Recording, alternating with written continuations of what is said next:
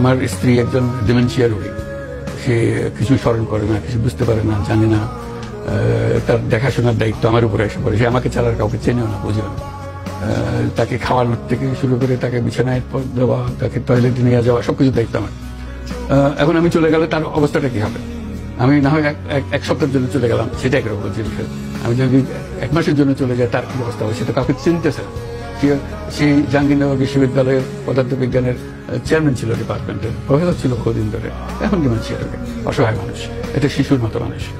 কাজে এই হলো আমাদের পরিস্থিতি। এটা পারিবারিক ভাবে, এটা আমার মেয়ে সকালবেলা জেগে উঠলে আমার বাবাকে কি নিয়ে গেল নাকি, একটা নাইটমেয়ারের মতো অবস্থা।